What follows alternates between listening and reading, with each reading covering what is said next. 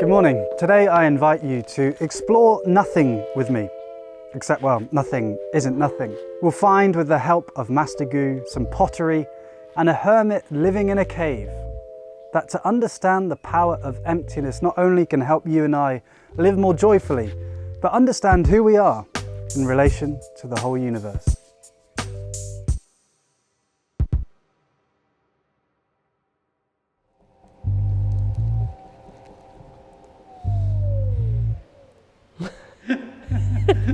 But it's good. It's good. So there's the beauty of irregular beauty, we call it. No matter how long, no matter how hard you make a porcelain, finally you will have to make a space in it. Well, I'm the first time to do it. This space is not so well done, but this is always true. It is the emptiness of the porcelain, so you find the usefulness rather than the whole thing. It's just like, wow, this is so spacious room. Because of the space, we find the use. Otherwise, there's no practical usage of a room. The quote you saw on the screen is from a philosopher called Lao Tzu, and him and Master Gu have quite a different approach to emptiness than we would normally have, right? I mean, it's very rare that I would notice space, let alone think it's important. But we can see from these really everyday examples that, yeah, without the space in the cup, it wouldn't be called a cup, it would be useless. And imagine the room that you're in without any space. That would be like Han Solo's cry chamber. And what about personal space? That's the thing, right? The people you are intimate with, you love to have close, and others should stay far enough away. We feel this even more acutely in the age of COVID, where strangers too close in the supermarket queue feel as dangerous as an unexploded bomb. So that is to say that emptiness isn't nothing, if we consider nothing to mean not important. Emptiness, or no-thingness, is a thing in itself of vital importance. And to realize this is the start of our journey to live more fully. I check my life daily. I might be too full in arranging things, in doing things, in thinking things. No, this is not the right way. So some emptiness, just leave it aside. I will have a 5 minute, at least 5 minute rest.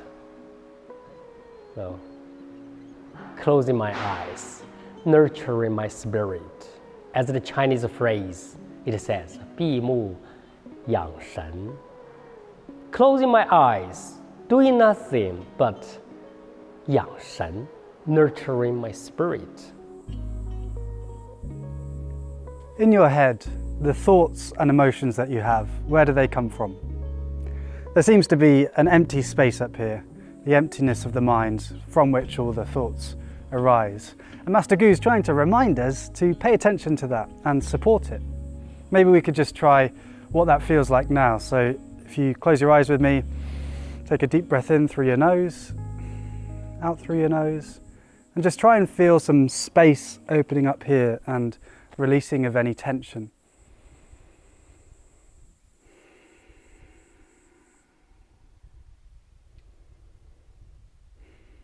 Feels good, right?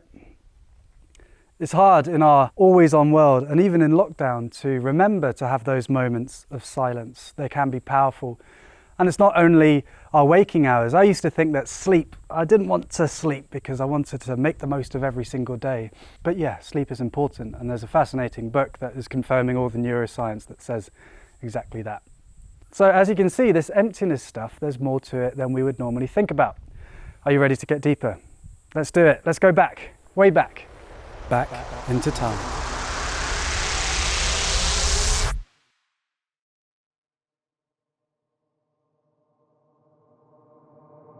Welcome to the start of the universe. According to the ancient Chinese, many spiritual traditions, and our most cutting-edge scientists, the start of the universe was empty. There was nothing in it. No material bodies, shapes or forms. Where then does all of this come from? Evidently from nothingness.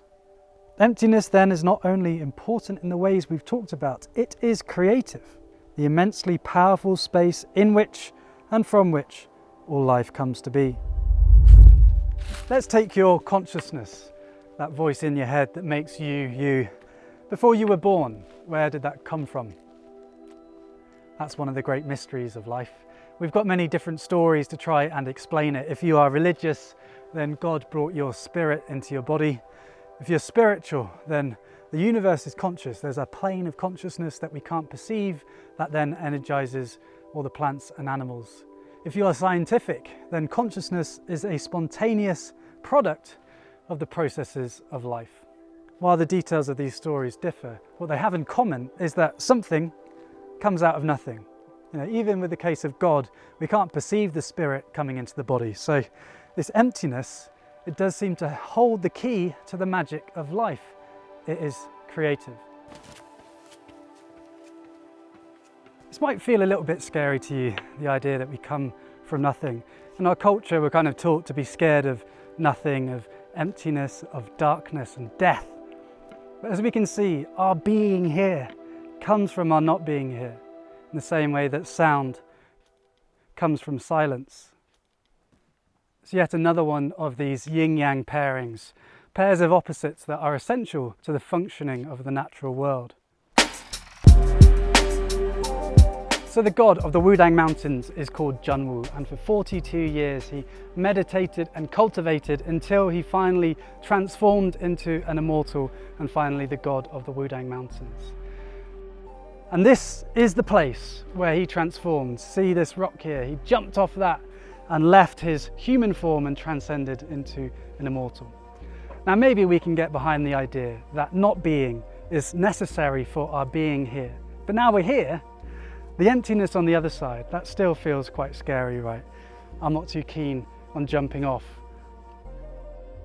But let's for a moment really imagine if we never died, if we were here forever.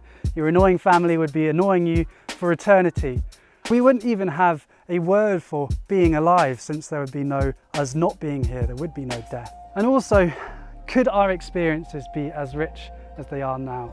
You know, those special moments when you're walking in nature, or you see a young newborn child, or spend time with a loved one. When you live forever, those special moments fade into an eternal irrelevance. Do we need to be scared of death when it is precisely that that helps us feel truly alive? So I hope you're becoming a bit more comfortable, a bit more friendly with this idea called emptiness. And I'm about to arrive at a very famous cave in the Wudang Mountains, home to a hermit. And who better to tell us about the power of emptiness than someone who calls natural empty space his home?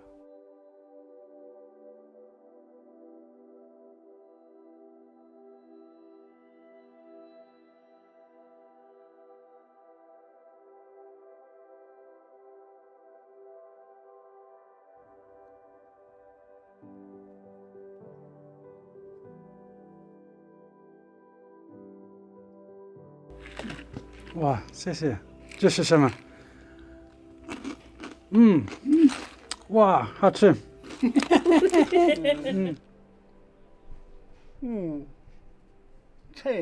菜物，这都是为人民服务的，但就把它当做命，人都不值钱了。那见过来人都不值钱，认为才是这么拼命弄一大股的钱，没人了，有啥用？ The average person focuses on accumulation. The Be Taoist, he practices no thingness. And doesn't he seem comfortable in all that space? That cave has been his home for over 20 years. Now it seems like a natural part of him. And I'd say that I am the same. The spaces that I spend a lot of time in and I put a lot of energy into feel a part of me. You know, that comfort and security when you get home, especially at the moment. And when you're away for too long, it does feel like a part of you is missing. Like I do miss my hometown, Bristol. I want to show you one more thing at the top of the mountain, but we've got time for one last idea. And I want to talk about that feeling that the spaces we occupy feel like they're a part of us. Because the Taoists and other spiritual traditions would say that, in fact, that is more than a feeling.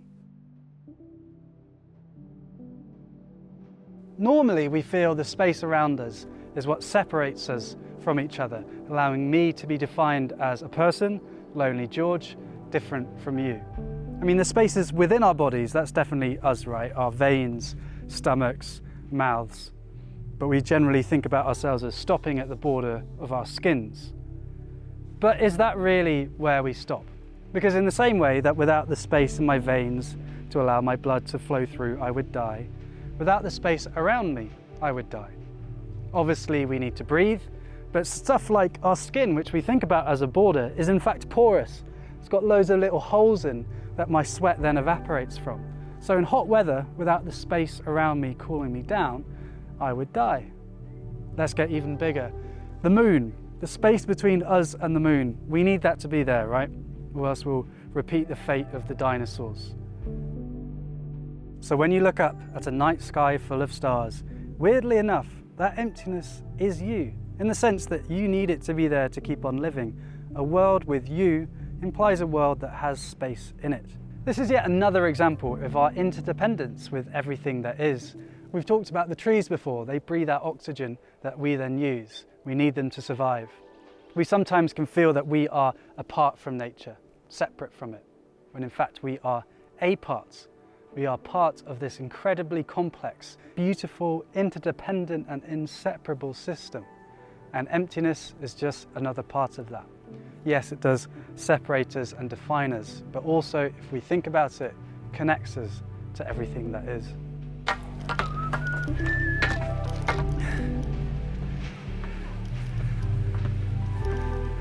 Check this out, we've made it. Yes. Woo, yeah, good hike.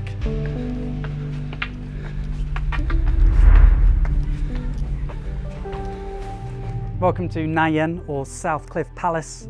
In traditional Chinese culture, there's something called Dengao, which is ascending to high places. It's supposed to be good for the health.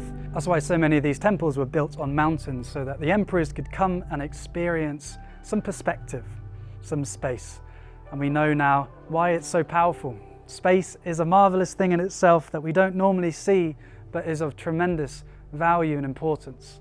To understand the power of emptiness is to feel connected to everything that is, and not to be scared of death or darkness, because that is the source of light. There really is something to nothing. See you next time.